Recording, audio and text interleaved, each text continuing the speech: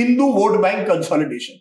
180 से ज्यादा या 150 और 180 से सीटें हैं बंगाल में जहां मुस्लिम लेस देन 20% है। 160 plus of them have been won by BJP. BJP की क्लीन स्वीप है। तो जिस तरह से आप कह रहे हैं, जहां एक तरह से मुस्लिम वोट बैंक की हम हमेशा बात करते थे, अब हिंदू वोट बैंक आ गया है, खास करके उन राज्यों में जहां मुस्लिम्स की आबादी ज्यादा है, मुसलमानों की। असम लीजिए 40%, बंगाल लीजिए 28%। ऐसे राज्यों में एक हिंदू कंसोलिडेशन है और बीजेपी ने इसको खेला है। इससे कोई, जिस तरह से शुभेंदु अधिकारी जिसकी बात आप कर रहे हैं, आप उनके स्टेटमेंट्स देखिए ना, वो क्या कह रहे हैं कि मैं हिंदू वोटरों का आभार हूं। पोलिंग बूथ के बाहर कहते हैं हिंदू जाग उठा है। आप सोच सकते थे ये होता इस देश में 25 साल पहले? अगर होता तो हम कहते ये एक्सट्रीमिस्ट है, ये कट्टरवादी है। आज वो जिसे 20-25 साल पहले कट्टरवादी कहते, आज वो मुख्यमंत्री बंगाल जैसे राज्य के बन रहे हैं। तो एक नॉर्मलाइजेशन हो गई है, ये हिंदू वोट बैंक की राजनीति की एक नॉर्मलाइजेशन हो गई है और उसको काउंटर करना मुश्किल है। पर क्या आपको लगता है कि वो एक रिएक्शन के तौर पर हुआ है? देखिए रिएक्शन का मैं आपको उदाहरण देता हूं। क्योंकि ममता बनर्जी पर बीजेपी ने आरोप लगाया कि मुस्लिम अपीजमेंट की राजनीति वो कर रही है। देखिए, ये आपकी बात का मुस्लिम अपीजमेंट हुआ ना हुआ इस पर हम डिबेट कर सकते हैं। मुसलमानों की स्थिति आप बंगाल में देखिए, हर इकोनॉमिक या इनकम पैरामीटर में वो नहीं। पर मैं उदाहरण दे रहा हूं बांग्लादेश का। वो दीपू दास को लिंच किया गया वहां बांग्लादेश में, मुझे लगता है नवंबर-दिसंबर की घटना हुई।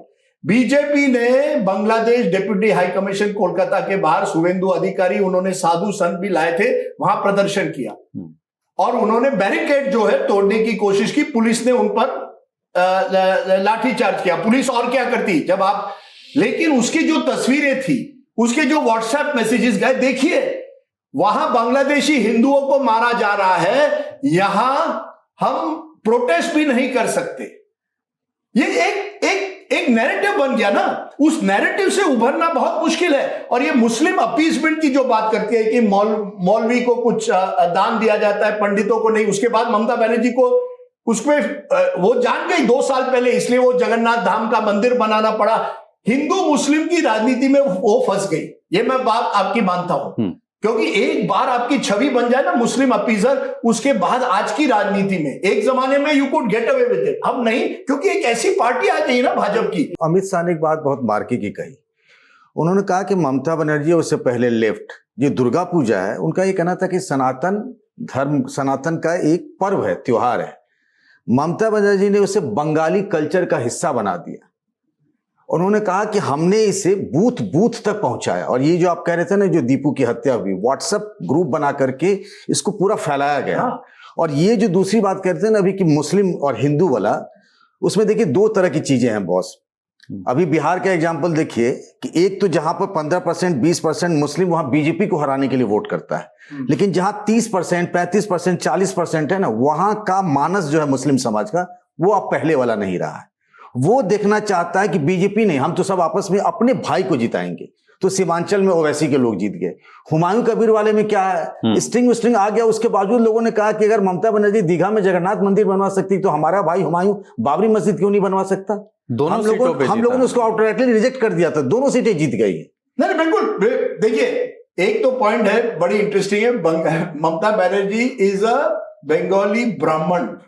शी इज नॉट वो उस तरह से, अगर आप उनके घर पे भी जाए, सब हिंदू देवताओं के भी पिक्चर रहेंगे। She is a very devout, मंदिर जाती है, चर्च भी जाएगी, मस्जिद भी जाएगी। लेकिन 15 साल में क्या हुआ, क्योंकि उनके इर्द गिर्द कुछ खास लोग भी जो थे, जो second level local level leadership, वो मुस्लिम स्ट्रॉन्गमैन माने जाते थे, उसका भी रिएक्शन हुआ। जो अभी पंकज जी ने बात की, इस समय मुस्लिम फ्रेगमेंटेशन, मुस्लिम वोट बिखर गया, क्योंकि मुस्लिम भी ऑप्शन देख रहा है कि देखिए ममता बनर्जी जो है वो एक तरह से हमारी बात उस जोर से नहीं उठा पाती है जो शायद हुमायूं कबीर करे या ओवैसी जी करे। ओवैसी जी का वैसे तो बंगाल में तो कोई ये नहीं हुआ, क्योंकि वो उर्दू स्पीकर, वहां की भाषा नहीं है, लेकिन हुमायूं कबीर का हुआ।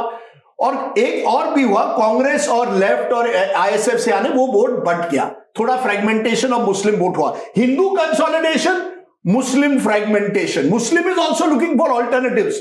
आज ओवैसी महाराष्ट्र में कुछ जगहों में या अन्य जगहों में क्यों उनका वोट बढ़ गया है? क्योंकि मुस्लिम, खासकर की युवा मुस्लिम सोच रहा है कि अगर हिंदू जाग उठा है तो हम भी जाग उठे। एक consolidation, counter consolidation. Point number 3, SIR exercise. पर वो जो एक यहाँ पर एक बात है कि वो जो जिसको आप युवा मुस्लिम वोटर कह रहे हैं, आई डोंट नो वो युवा के वाली ये विश्लेषण इसका आधार क्या है, लेकिन जो भी ये वाला फ्रेगमेंटेशन हुआ है, या जैसे हमने महाराष्ट्र में देखा, यहाँ पर हुमायूं कबीर के साथ देख रहे हैं, वो ज्यादा एक्सट्रीमिस्ट विचारों वाले नेताओं को चुन रहा है। अगर मुसलमान वोटर विकल्प तलाश रहा है तो वो विकल्प कुछ उदारवादी विकल्प नहीं है, वो विकल्प और अतिवादी विकल्प। सर, क्योंकि दूसरी तरफ अगर एक मुख्यमंत्री कहे कि मैं हिंदू वोटर के लिए वहां आया हूं, तो ओवैसी जाकर कहेगा मुस्लिम वोटर। फंस गए ना लोग। It is almost back to 1946, जहां हिंदू महासभा एक तरफ और मुस्लिम लीग दूसरी तरफ। ऐसी एक स्थिति आप इस देश में बनाने जा रहे हैं जो बहुत दुर्भाग्यपूर्ण है और बहुत खतरनाक है। नंबर एक और पॉइंट सर, एसआईआर एक्सरसाइज, हम सबको लगा था एसआईआर एक्सरसाइज का एक रिएक्शन होगा, एक गुस्सा होगा और लोग कहेंगे कि नहीं, अगर एंटी इनकम्बेंसी भी है लेकिन एसआईआर की वजह से लोग शायद सरकार के साथ रहेंगे। क्या हुआ? एसआईआर एक्सरसाइज एक तो है कि ये कहना कि उसका कोई इलेक्शन पर इंपैक्ट हुआ, गलत होगा, लेकिन उसकी वजह से एक और इंप्रेशन यही गया कि ममता बनर्जी एसआईआर एक्सरसाइज को लेके कहीं वो मुस्लिम जो बांग्लादेश से आए हैं उनको बचा तो नहीं रही है।